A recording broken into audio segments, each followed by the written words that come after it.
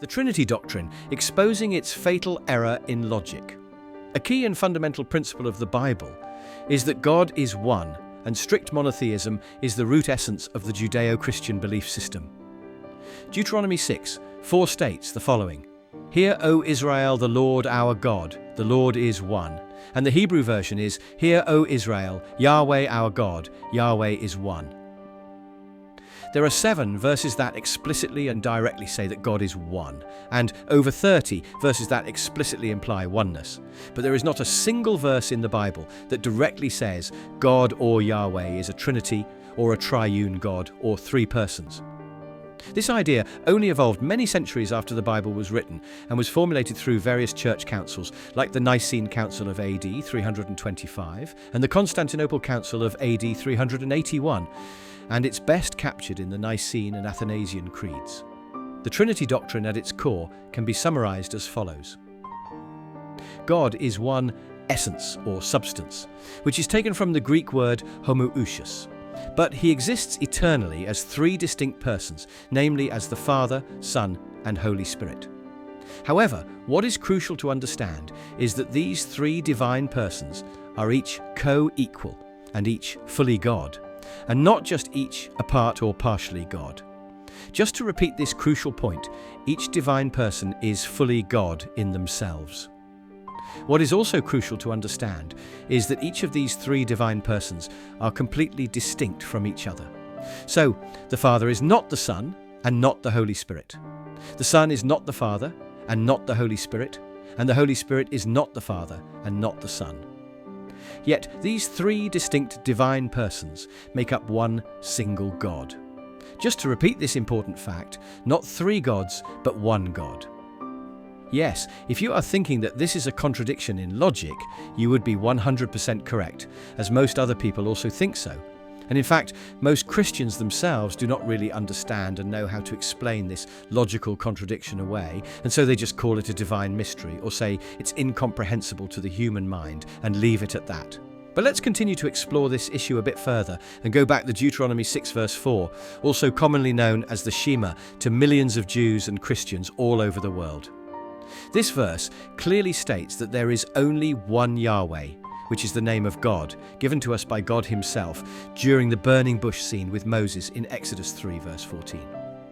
So just to confirm again, the Bible clearly affirms 2 core undisputed facts, and that is that there is only one God who is the single creator of everything, and there is only one Yahweh, which is also the eternal name of God, and that is why the Bible is categorized as strictly monotheistic and not polytheistic.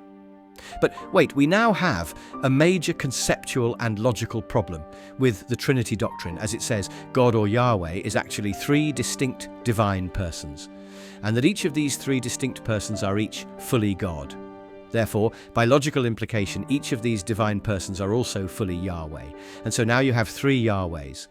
As already stated, the Trinity doctrine also explicitly says that the Father is not the Son or the Holy Spirit, and the Son is also not the Father or the Holy Spirit, as they are 3 distinct persons. Therefore, once again, by logical deduction, you now have 3 distinct Yahwehs that are all distinct from each other, as each Yahweh is not the other Yahweh, and vice versa. Wow, and we can emphatically say that again. Wow, we now have a major inconsistency with the Shema that explicitly says there is only one Yahweh and not 3 Yahwehs. The Trinity doctrine is therefore inadvertently postulating 3 distinct gods, but conceptually hides this fact by simply referring to them as 3 divine persons, or even better, 3 hypostases, which is really just a classic play on words or semantics. Ultimately, this still comes down to tritheism, and this is not biblical at all, as the Bible is strictly monotheistic. And herein lies the fatal logic error of the Trinity doctrine. Of course, some Christians, particularly the monarchical Trinitarians from the Eastern Orthodox churches, would argue that only the Father is Yahweh and that the Son and Holy Spirit are not Yahweh. For them, the Son and Holy Spirit are distinct divine persons that are generated from within the Father and are therefore representations of the Father with the same essence or nature as the Father. But because they are sourced from the Father, they are clearly not the Father himself and so can't be Yahweh. However, by stating that the Son and Holy Spirit are not Yahweh, this then in itself violates another key principle of the Trinity doctrine. and that is the principle of co-equality. How can the Son be equal to the Father if only the Father is Yahweh? This means they are not co-equal yet, are still each fully God. If they are both God, but only the Father is Yahweh, then it means by logical implication that the Son must be another God who is not Yahweh, and this is not biblical at all. So either way, in terms of the Western Trinity doctrine or in terms of the Eastern Trinity doctrine, we have major logical inconsistencies when compared to the Shema. So then, what is the underlying and fundamental problem of the Trinity doctrine? As you might have speculated by now, the elephant in the room is the word person. The word person can be defined as a being or living entity that has its own center of consciousness, unique mind, will, and personality. So, three divine persons means you have three divine centers of consciousness, or three divine minds who can act and operate on their own to perform different divine functions.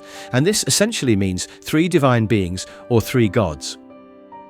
Many Trinitarians would immediately and vehemently say at this point in time that the three persons of the Trinity can't operate and act on their own because of their shared nature, also referred to as homoousios. Rather, they work and think as one single divine unit and mindset. But wait a minute, if they can only by automatic default operate as one single divine unit or mindset, then surely they must have one single shared center of consciousness and a single shared mind.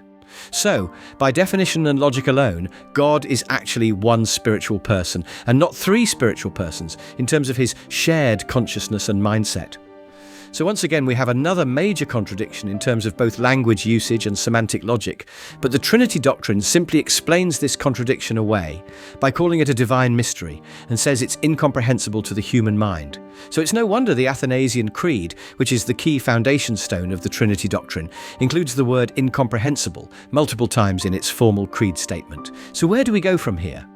Is there maybe an alternative view of the biblical God or Yahweh that we should consider? Well, yes, there have been many different theological and ontological models on the nature of God over the last 2,000 years, but unfortunately, not one of these models accurately describes and captures the true nature of God. Each model also contains their own unique logical problems and contradictions. From Sabellianism to modalism to monarchianism, to Arianism to Unitarianism, Binitarianism to Trinitarianism, all have their own unique problems and shortcomings. So why is this? Well, the answer is actually quite simple and logical. No human-based conceptual model or doctrine can ever capture the infinite nature of God who transcends time, space, and human understanding. So then, how do we then preach the biblical message and the nature of God to everyone without adding our own personal biases and extra biblical views to it, which always tends to distort the original biblical understanding in one way or another? Once again, the answer is actually quite simple and rudimentary. If we want biblical accuracy, then we must only stick to what the Bible tells us about the nature of God, and only use biblical words, phrases, and concepts that are clear, unambiguous, and generally accepted by everyone. So then let's do that and list 8 of these core biblical facts about God and Yahweh that are found throughout the Bible. Number 1, Yahweh or God is one. Deuteronomy 6 verse 4. Number 2, God is omnipresent. Jeremiah 23 verse 24. Number 3, God is spirit. John 4 verse 24. Number 4, the Father is God. Isaiah 64 verse 8. Number 5, the Son is God and was revealed to us in flesh. John 1 verse 1 to 14. Number 6, the Holy Spirit is God, also referred to as the Spirit of God. Acts 5 verse 3 to 4. Number 7, the Logos or Word is God. John 1 verse 1. Number 8, the angel of the Lord is God. Exodus 3 verse 2. Linking all these statements together, we can say God, or Yahweh, is one omnipresent spiritual being that eternally reveals or expresses himself to us in different ways, namely as the Father, Son, and Holy Spirit, but also as the Logos, or Word, and the angel of the Lord in the Old Testament. So by using the example above, it can be easily shown that the Bible alone is sufficient enough to communicate and explain the basic nature of God to the general population at large. There is really no need to use extra biblical and convoluted philosophical words and concepts like Trinity, Triune, Triad, Homoousios, Hypostasis, Ousia, Perichoresis, Prosopon, etc. to help explain who God is over and above what the Bible already gives us, unless it's for ring-fenced internal academic purposes only. These extra biblical words and concepts have only helped to create significantly more confusion and significantly more division within the Christian community over the last few centuries than it's actually helped to unite the church community. Our God is not a God of confusion, but rather of love, harmony, and simplicity, as is stated in 1 Corinthians 14 verse 33. And so once again I leave you with the most core essential message of the Bible. Hear, O Israel, the Lord our God, the Lord is one. Or the Hebrew translation, Hear, O Israel, Yahweh our God, Yahweh is one.